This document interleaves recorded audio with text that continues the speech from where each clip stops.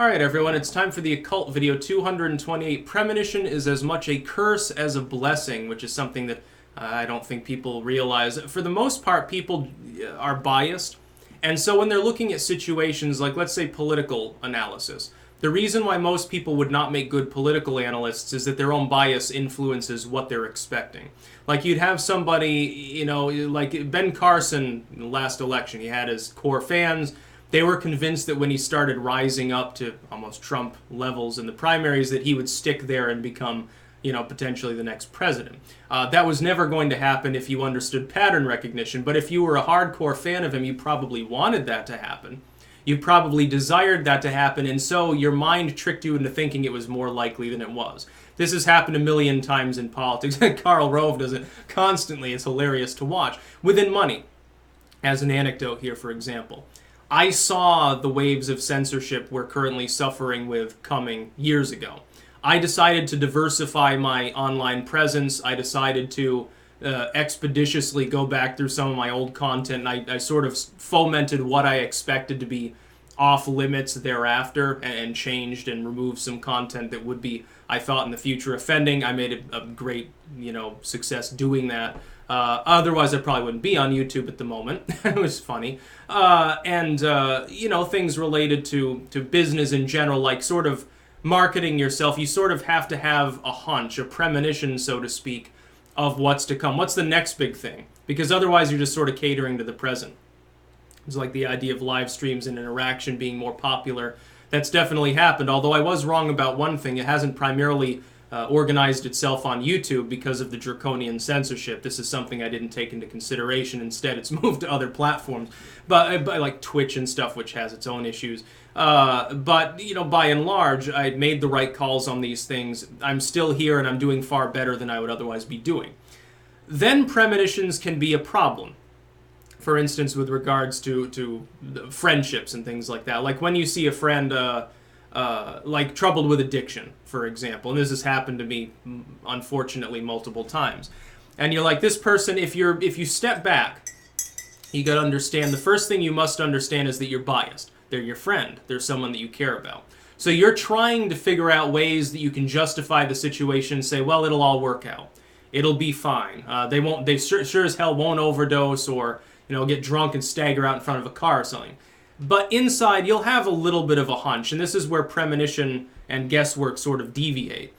You might have a little bit of a hunch that that's unfortunately not likely. You have to look at odds as well. It's not certain that they'll overdose. They could meet some mysterious stranger tomorrow while they're buying their drugs that says a couple sentences to them and disappears into his cloak and down the alley, and they're left there shocked, and they suddenly change their behavior and become a nun or something. But it's probably not going to happen.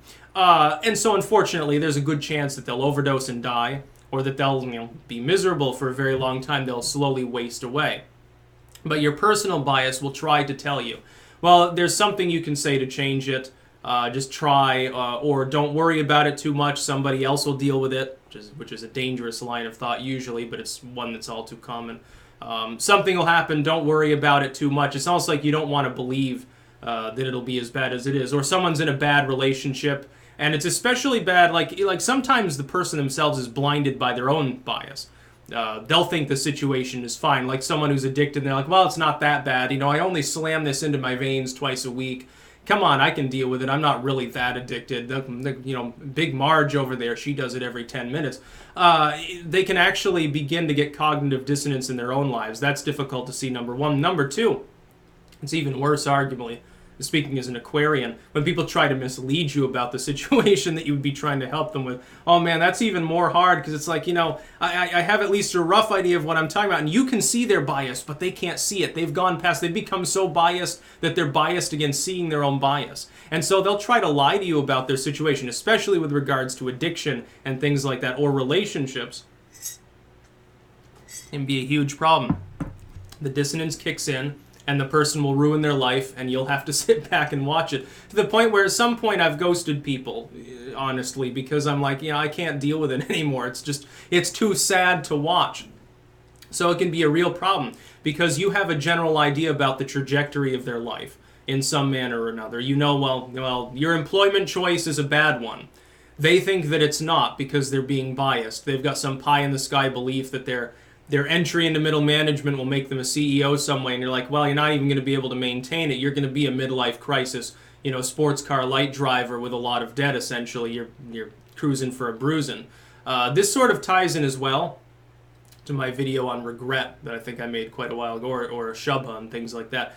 It would be a terrible idea to go to the gates of eternity, so to speak, and have a lot of guilt and regret. Because I have a feeling that is like going to hell for a while. It's sort of like a natural psychological purgatory, because as your body begins to lose its functions and you're entirely within your brain, imagine if that brain is mainly filled with negativity. That'd be terrible. Which is why I think that the NIP is so great. We should not inflict pain and unbearable suffering on people when possible. People should leave each other alone and try to be helpful and nice. I know it sounds utopian, but people are capable of being decent. There are decent people in the world. So premonition can be really great for your career, which can help. I mean, it gives you, if you have that money, you're able to help other people potentially more, which comes with its own problems at times, trust me. I won't even talk about that. Yeah, it can be helpful for that. Sometimes it can let you help other people, and certainly be helpful with predicting things, sports, politics, whatever, if you can remove your bias from it first. The ability to see little glimpses of the future, though, is a total curse when it comes to your inability to affect the situation. We were essentially, evolution gave us pattern recognition in order to help us affect the outcome of situations in a favorable manner. So when you can't affect the outcome, when that's beyond your power, when no matter how hard you try, the other person or the other thing or whatever will not function properly, especially if you're a libertarian, you have to let people make their own mistakes. You can give advice, you can try to help, but you got to mind your own business, let them make the ultimate decision. It can be a fucking curse. It makes it very, very difficult to interact with certain people. If a person is reckless but you still care about them, it makes it very difficult on people with my particular personality type, I think. And anyway, then at some points, you'll be wrong because your own bias creeps in. And that's inevitable. I mean, even the most self-controlled person will be biased in scenarios that they're trying to analyze for these purposes. It will inevitably occasionally happen. The more accurate among people will be the ones that are able to suppress that more and simply look at the situation in a pragmatic sort of what is the actual objective truth sort of manner. I would say if you want to develop your ability of premonition, the best thing that you can do is simply eliminate your bias. Another thing, as far as the interpersonal side goes, witness things that would normally make you feel jealous or negative inside. They'd make you feel wrath, sadness, jealousy, anger, bitterness, regret, fear.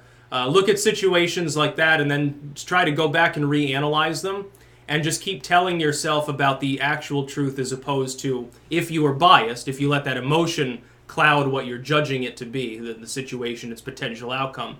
Look at the differential in the accuracy. You need to literally go through, write them down, and figure out, well, if I went with my fear, my sadness, whatever, this is what I would guess would happen. Now strip your bias back and say, now what do I believe pragmatically and truthfully will happen? Now 10 years later, look at the situations and see which one was more accurate. Essentially, I bet there's a huge difference between the two. That's the way that it works. That's about all. Peace out.